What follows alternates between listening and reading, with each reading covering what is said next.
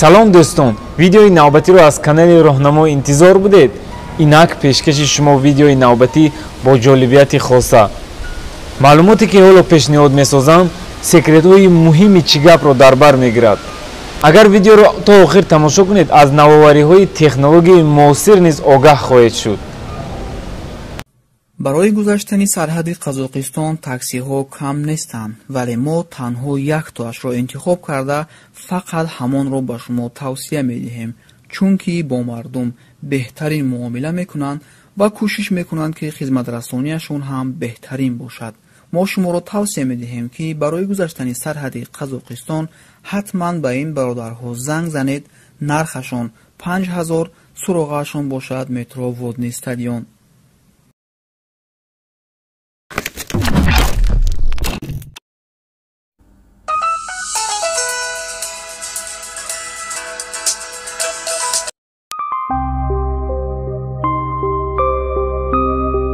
якум шунидани музикаи якранги телефон ва программаҳои мессенҷерӣ гоҳо инсонро дилгир месозад. имрӯз бошад тарзи иваз кардани музикаи чигапро нишон медиҳам. барои ин аз Play Market ин программаро скачат карда ба программа дохил мешавем.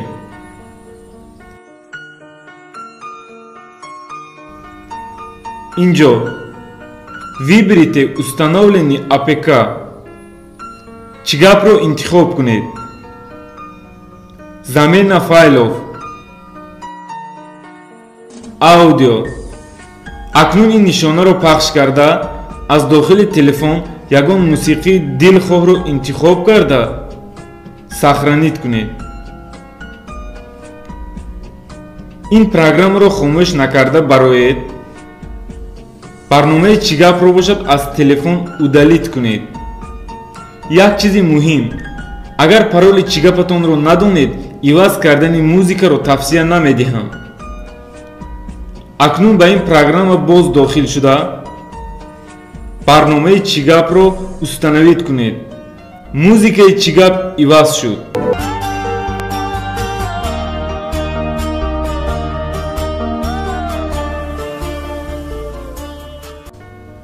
дуюм, мешавад ҳолатҳое ки ба чигап касе занг зада наметавонад, яъне хадияши визуфро қабул намекунад. бисёртар ба ин мушкилӣ рӯбарӯ мешаванд касоне ки ба рақами Тоҷикистон чигапро регистратсия кардаанд. барои ҳалли ин мушкилӣ чигап медароед, настройка, ба переадресатсия звонков дохил шуда галочкаро дар мобайн гузоред. телефонро бошад перезагрузид ва 5-10 дақиқа хомӯш карда монед. агар чигап ба номери Тоҷикистон регистратсия бошад, хомӯш карда мондани симкарта ҳатмист. пас аз ин чигап бояд зангҳоро қабул кунад. агар хоҳиши иваз кардани пароли чигапро дошта бошед, изменид парол, дар боло пароли чигапро нависед, баъдан пароли нави чигапро ду бор нависта отправид. парол иваз мешавад. сеюм, оё чигап ҳам қарз медиҳад? компанияи TCL дар программи нави чигап якчанд имкониятҳои хеле заруриро ба муштариёнаш пешниҳод кард. гоҳе ҳолатҳое рух медиҳад ки занг задан зарур аст, аммо дар баланс пул нест ва ҳатто имконияти пулгузарониро ҳам надорем. созандагони барномаи чигап ин ҳолатҳоро ба назар гирифта ба мо имконияти қарз гирифтанро дар барномаи чигап додаанд. мутаассифона ба версияи кӯҳнаи чигап қарз гирифта намешавад. касоне ки версияи кӯҳнаи чигапро истифода мебаранд, ҳангоми қарзгирӣ ба Play Market даромада чигапро абнавид кунед. ба чигап дохил мешавед. настройка, временный платёж. аз ин ҷо метавонед 1, 4 ва ё 6 сомонӣ қарз гиред. ногуфта намонад, касоне ки рақамҳои чигапшон ба симкартаҳои Тоҷикистон регистратсия ҳаст, метавонанд қарз гиранд. афсӯс ки ба номери Россия регистратсия карда бошед, наметавонед қарз гиред.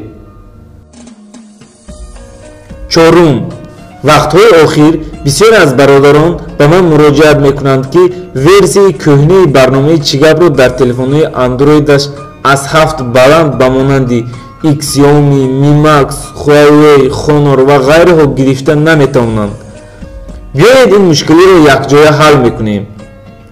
аввал ба настройки худи телефон медароед, предложения, Google Chromeро пайдо карда пахш кунед. права ин асосан дар андроидҳои 8 вуҷуд дорад. дар ин ҷо памятро фаъол кунед. дигарашро хоҳед гирён карда монед. акнун дар поиски Яндекс ва ё Google бо англисӣ khairulloyev.spaces.ru поиск диҳед. ба ин саҳифа дохил мешавем. файли,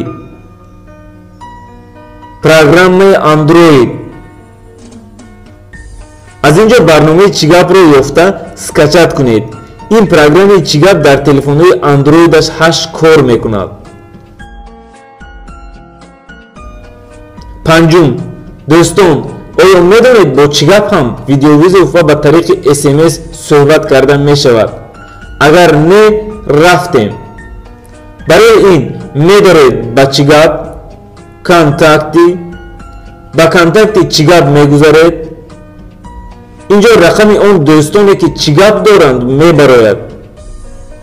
агар хоҳед бесплатни чатро пахш карда суҳбат намоед. видеовизов суҳбат кардани бошед, бо бесплатни визов занг занед. баъди ҷавоб додан ба занг нишонаи видеоро пахш кунед ва бемалол якдигарро дида суҳбат намоед.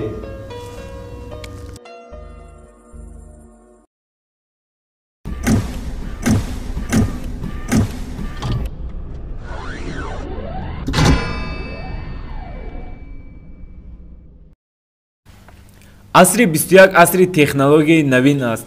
ҳар яки моро зарур аст ки аз навигариҳои технологияи муосир огаҳ бошем. Yanmar UH448 компанияи японии Yanmar мошине истеҳсол кард ки кори кормандони хоҷагии қишлоғро хеле осон мекунад. ин мошин барои ҷамъоварии маҳсулотҳои ғалладонагӣ хеле қулай аст, масалан гандум, шолӣ ва ғайра. мошин ҳангоми дарав донро ҷудо карда ба зарфҳои алоҳида мегирад. маълумоти дигар оиди яке аз телефонҳои навтарин ва ғайриоддӣ. компанияи Lenovo телефонеро бо номи Lenovo S Plus истеҳсол кард ки хеле аҷиб буда намудаш ба пулти телевизор монандӣ дорад. ин телефон қату рост мешавад ки онро метавонед монанди браслет гузоред. экрани телефон аз 3 қисм иборат буда ҳатто ҳангоми дар даст мондан ҳам кор мекунад. ҳар яке мо орзуи дидани мошини парвозкунандаро дорем. компанияи амрикоии TerraView мошинаро бо номи T-Fix истеҳсол кард ки қобилияти парвоз ва нишастанро дорад. он аз ду муҳаррики электрикӣ иборат мебошад ки қувваи онҳо дар якҷоягӣ 670 қувваи асп яъне лашадини силаро ташкил медиҳанд. суръати ниҳоияш 322 км/соат буда 3 ҷои нишаст дорад. компания ваъда кардааст ки баъди 6-12 сол ба истеҳсоли пурраи мошини парвозкунанда шурӯъ мекунад. гумон мекунам пас аз 10 сол мошинҳоро дар замин ё дар ҳаво мебинем. мошини TBM S867 барои кандани нақб яъне туннел ва метро истеҳсол карда шудааст. дар қисми пеши он ҳалқаи дандонадори пурқувват ҷойгир аст ки метавонад сангҳоро қима карда ба воситаи лентаҳо ба берун партояд.